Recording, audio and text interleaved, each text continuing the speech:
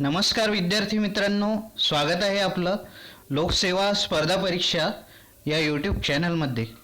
आज आपण इयत्ता 11वीचा महाराष्ट्राचा इतिहास यामधील 19व्या शतकातील प्रबोधन याचा पार्ट 8 बघणार आहोत. चला तर मग अभ्यासाला सुरुवात करूया. पहिला प्रश्न आहे, पंडिता रमाबाई यांच्याबद्दल पुढील विधाने लक्षात घ्या आणि चुकीचे विधाने ओळखा. पहिले विधान आहे, सरस्वती व पंडिता ह्या पदव्या त्यांना मिळाल्या होत्या. पहिले विधान अगदी बरोबर आहे. पंडिता रमाबाई यांना सरस्वती आणि पंडिता ह्या पदव्या मिळाल्या होत्या.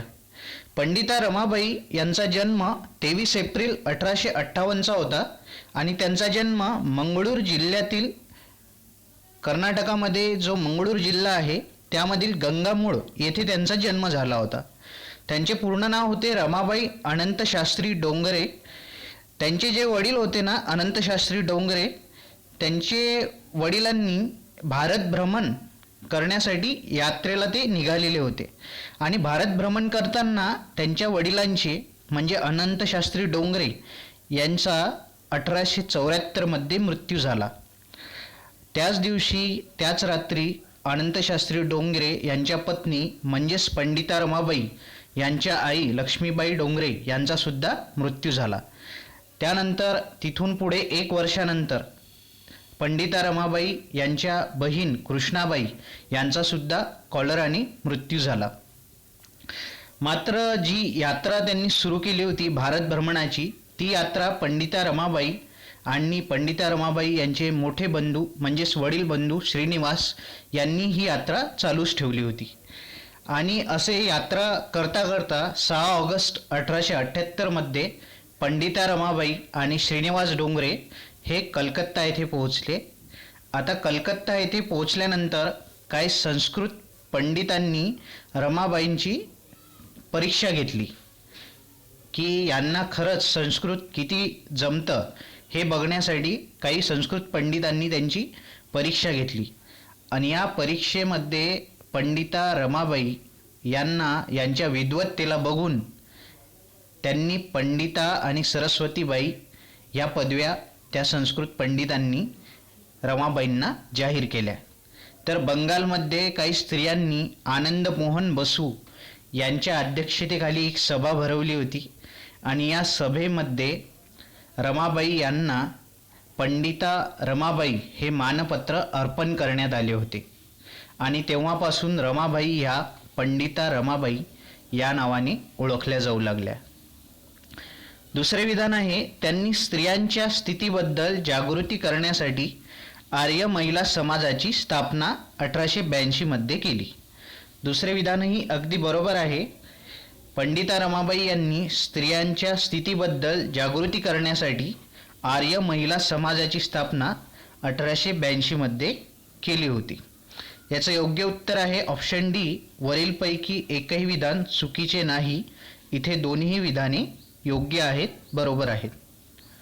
पुढचा प्रश्न आहे, पंडिता रमाबाई यांच्याबद्दल पुढील विधाने लक्षात घ्या आणि चुकीचे विधाने ओळखा. पहिले विधान आहे, हंटर कमिशन पुढे साक्ष देताना त्यांनी स्त्री शिक्षणाचा आग्रह धरला. पहिले विधान अगदी बरोबर आहे. हंटर कमिशन जे आहे ना, ते हंटर कमिशन 3 फेब्रुवारी 1882 रोजी सर विल्यम हंटर यांच्या अध्यक्षतेखाली बसविण्यात आले होते. त्यावेळेला गव्हर्नर जनरल होते लॉर्ड रिपन किंवा व्हॉइसरॉय होते. व्हॉइसरॉय म्हणूया कारण 1858 पासून व्हॉइसरॉय म्हणण्यात येतं. तर तेव्हा व्हॉइसरॉय होते लॉर्ड रिपन. लॉर्ड रिपनच्या काळात 3 फेब्रुवारी 1882 रोजी सर विल्यम हंटर यांच्या अध्यक्षतेखाली एक शिक्षण आयोग नेमण्यात आला होता. याचा उद्देश हा होता की चार्ल्स वूडचा जो खलिता 1854 मध्ये प्रसिद्ध करण्यात आला होता त्याची कितपत अंमलबजावणी झालेली आहे आणि भारतामध्ये सद्यस्थितीत शिक्षणाचा स्तर काय आहे, हे उद्देश होते हंटर कमिशन या आयोगाचे. या हंटर कमिशनमध्ये एकूण 20 सदस्य होते. त्यापैकी 8 सदस्य हे भारतीय होते आणि पंडिता रमाबाई यांनी या हंटर कमिशन पुढे 5 सप्टेंबर 1882 रोजी मराठी भाषेत साक्ष दिली, स्वतःची साक्ष दिली. तर त्यांनी जी साक्ष दिली ती नेमकी काय होती, तर पंडिता रमाबाई यांचे म्हणणे होते, शिक्षण मातृभाषेतूनच असावे, परंतु इंग्रजी भाषा ही शाळेत शिकवल्या जावी. मुलींच्या शिक्षणासाठी स्त्री शिक्षिकाच असल्या पाहिजेत आणि मुलींच्या शाळेची पाहणी करण्यासाठी सुद्धा स्त्री शिक्षिका किंवा स्त्री निरीक्षकच असले पाहिजेत. मुलींच्या वर्तनावर लक्ष सुद्धा ठेवावे आणि मुलींना वैद्यकीय शिक्षण देण्याची सोयसुद्धा करावी, हे पंडिता रमाबाई यांनी त्यांच्या साक्षीमध्ये सांगितले होते. तर विल्यम हंटर जे होते ना, त्यांनी आर्य महिला समाजाला भेटसुद्धा दिली होती. 9 सप्टेंबर 1882 रोजी सर विल्यम हंटर यांनी आर्य महिला समाजाला भेट दिली होती. पंडिता रमाबाई यांनी मराठीमध्ये हंटर कमिशन पुढे साक्ष दिली होती, परंतु याचे इंग्रजी भाषांतर जे आहे ना, ते सौ मिचेल, ज्या फिमेल ट्रेनिंग कॉलेजच्या मुख्याध्यापिका होत्या, सौ मिचेल यांनी त्या मराठीचे इंग्रजीमध्ये भाषांतर केले होते. याचं योग्य उत्तर आहे ऑप्शन बी, फक्त 2 इथे चुकीचे आहे. दुसरे विधान आहे, त्यांनी 1889 मध्ये पुणे येथे शारदा सदन स्थापन केली, शारदा सदनाची स्थापना केली. दुसरे विधान चुकीचे आहे, कारण शारदा सदनाची स्थापना 1889 मध्येच झाली, परंतु पुणे येथे नाही तर मुंबई येथे याची स्थापना झाली होती. शारदा सदनाची स्थापना 1889 मध्ये मुंबई येथे झाली होती आणि 1890 मध्ये शारदा सदन हे पुण्याला स्थलांतरित करण्यात आले होते. याचं योग्य उत्तर आहे ऑप्शन बी, फक्त 2 चुकीचे. पुढचा प्रश्न आहे, योग्य विधाने ओळखा. पहिले विधान आहे, 1890 मध्ये शारदा सदनचे स्थलांतर पुण्याला करण्यात आले. पहिले विधान अगदी बरोबर आहे. दुसरे विधान आहे, शारदा सदनच्या सल्लागार मंडळात न्यायमूर्ती रानडे, न्यायमूर्ती तेलंग आणि डॉक्टर राघव भांडारकर हे व्यक्ती होते.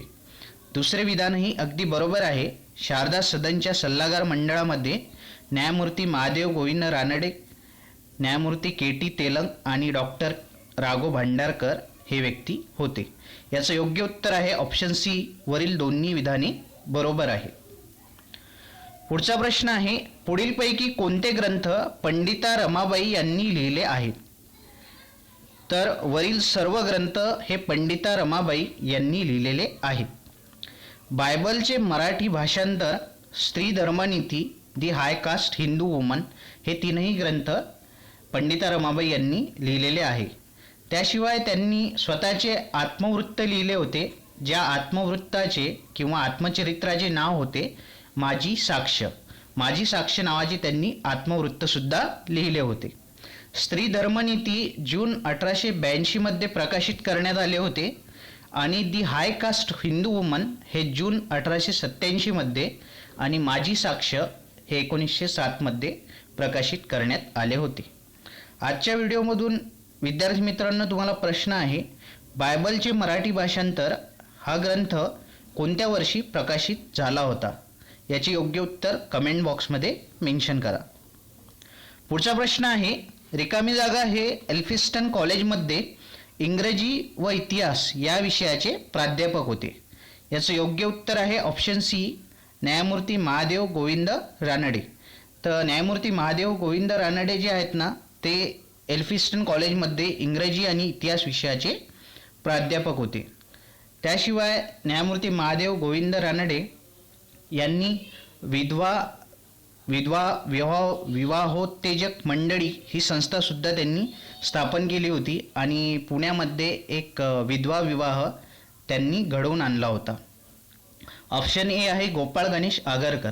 गोपाळ गणेश आगरकर हे आपल्याला माहिती आहे फर्ग्युसन कॉलेजमध्ये तसेच न्यू इंग्लिश स्कूलमध्ये ते शिक्षक होते. शिवाय गोपाळ गणेश आगरकर हे फर्ग्युसन कॉलेजमध्ये प्राध्यापक तर होतेच, परंतु काही वर्षानंतर ते प्राचार्यसुद्धा बनले होते. ऑप्शन बी आहे भाऊ दाजी लाड. भाऊ दाजी लाड म्हणजेच रामचंद्र विठ्ठल लाड. तर रामचंद्र विठ्ठल लाड यांनी 1843 मध्ये एल्फिस्टन शिक्षण संस्थेत स्वतःचे शिक्षण पूर्ण केले होते आणि एल्फिस्टन शिक्षण संस्थेमध्येच भाऊदाजी लाड हे 2 वर्षे विज्ञानाचे शिक्षक म्हणून त्यांनी काम केले होते. ऑप्शन सी आपण आत्ताच बघितले, न्यायमूर्ती महादेव गोविंद रानडे. तर न्यायमूर्ती महादेव गोविंद रानडे हे एल्फिस्टन कॉलेजमध्ये इंग्रजी व इतिहास या विषयाचे प्राध्यापक होते. ऑप्शन डी आहे बाळशास्त्री जांभेकर. न्यायमूर्ती महादेव गोविंद रानडे हे कायदे मंडळाचे सदस्य सुद्धा राहिलेले आहेत. ऑप्शन डी आहे बाळशास्त्री जांभेकर. बाळशास्त्री जांभेकर यांनी एल्फिस्टन इन्स्टिट्यूटमध्ये 1834मध्ये त्यांनी गणित, फिजिक्स आणि खगोलशास्त्र म्हणजेच गणित, भौतिकशास्त्र आणि खगोलशास्त्र हे विषय त्यांनी तिथे शिकविले होते. बाळशास्त्री जांभेकर हे एल्फिस्टन कॉलेजमध्ये गणित, फिजिक्स आणि खगोलशास्त्र हे विषय शिकवायचे. पुढचा प्रश्न आहे योग्य विधाने ओळखा. पहिले विधान आहे न्यायमूर्ती महादेव गोविंद रानडे यांचा जन्म 18 जानेवारी 1842 रोजी नाशिक जिल्ह्यातील निफाड येथे झाला. पहिले विधान अगदी बरोबर आहे. दुसरे विधान आहे त्यांचे प्राथमिक शिक्षण कोल्हापूर येथे झाले. दुसरे विधानही अगदी बरोबर आहे. तिसरे विधान आहे ते फर्ग्युसन कॉलेजमध्ये इंग्रजी व इतिहास विषयाचे प्राध्यापक होते. तिसरे विधान इथे चुकीचे आहे, आपण आत्ताच बघितले, ते एल्फिस्टन कॉलेजमध्ये इंग्रजी व इतिहास विषयाचे प्राध्यापक होते. चौथे विधान आहे ते कायदे मंडळाचे सदस्य नव्हते. चौथे विधानही चुकीचे आहे, कारण न्यायमूर्ती महादेव गोविंद रानडे हे कायदे मंडळाचे सदस्य राहिलेले आहेत. पाचवे विधान आहे त्यांनी पुण्यामध्ये एक विधवा विवाह घडवून आणला. पाचवे विधान इथे बरोबर आहे. याचं योग्य उत्तर आहे ऑप्शन ए. 1, 2 आणि 5 ही विधाने इथे बरोबर आहे. न्यायमूर्ती महादेव गोविंद रानडे यांचे मत होते की विभक्त कुटुंब पद्धती असावी, जेणेकरून स्त्रियांवर जो अत्याचार होतो त्याला कुठेतरी आळा मिळेल किंवा तो कमी होईल. पुढचा प्रश्न आहे पुढील विधाने कोणाला लागू पडतात. पहिले विधान आहे हिंदी राजकारणाला अर्थशास्त्रीय विचारांची जोड दिली. तर आपल्याला माहिती आहे हिंदी राजकारणाला अर्थशास्त्रीय विचारांची जोड देणारे या ऑप्शनमधील 2 व्यक्ती होते. एक होते दादाबाई नौरोजी, दुसरे होते न्यायमूर्ती महादेव गोविंद रानडे. दुसरे विधान आहे समाज सुधारणेसाठी शासनानेही कायदे करणे गरजेचे आहे असे त्यांचे मत होते. तिसरे विधान आहे आपल्या सहकाऱ्यांच्या मदतीने प्रार्थना समाजाची स्थापना केली.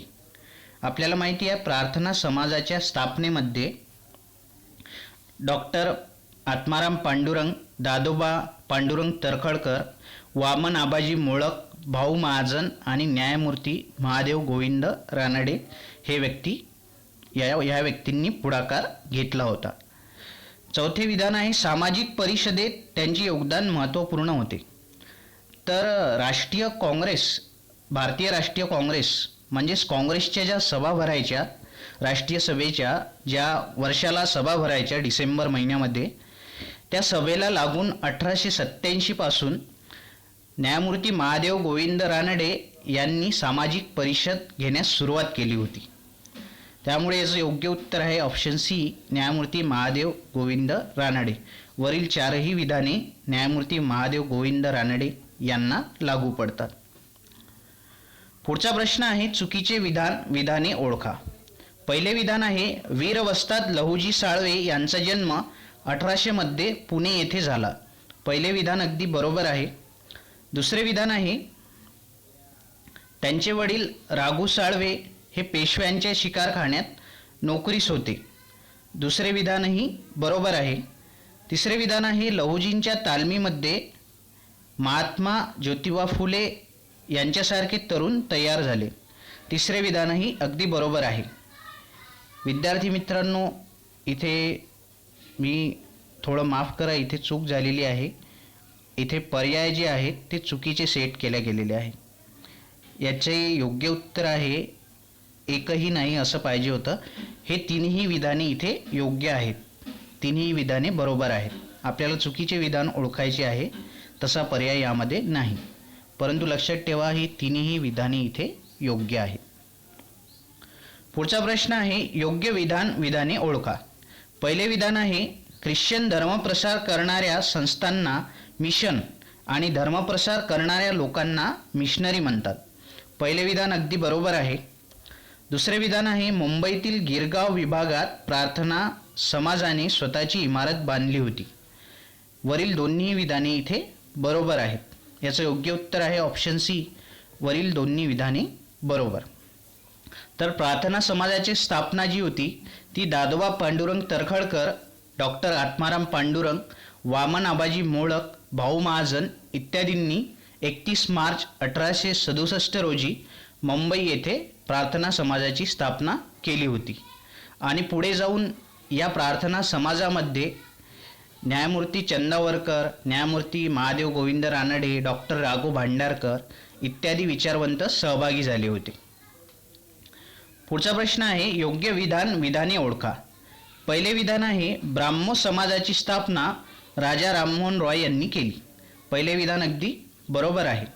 दुसरे विधान आहे दादोबा पांडुरंग तर्खडकर, डॉक्टर आत्माराम पांडुरंग, वामन आबाजी मोळक, भाऊ महाजन इत्यादींनी 31 मार्च 1967 रोजी, माफ करा इथे 1867 पाहिजे, 1867 रोजी मुंबई येथे प्रार्थना समाजाची स्थापना केली. तिसरे विधान आहे सुबोध पत्रिका ह्यातून प्रार्थना समाजाच्या तत्त्वज्ञानाचा प्रसार केला जात होता. वरील तीनही विधाने इथे बरोबर आहेत. विद्यार्थी मित्रांनो, दुसरे विधान जे आहे त्या दुसऱ्या विधानामध्ये जी तारीख दिलेली आहे 31 मार्च 1967 ती इथे चुकीची आहे, वर्ष चुकीचं आहे. ती 31 मार्च 1867 अशी पाहिजे. 1867 लक्षात ठेवा, याबद्दल माफ करा. तर याचं योग्य उत्तर आहे वरील सर्व विधाने बरोबर. प्रार्थना समाजाची स्थापना 31 मार्च 1867 रोजी मुंबई येथे झाली होती.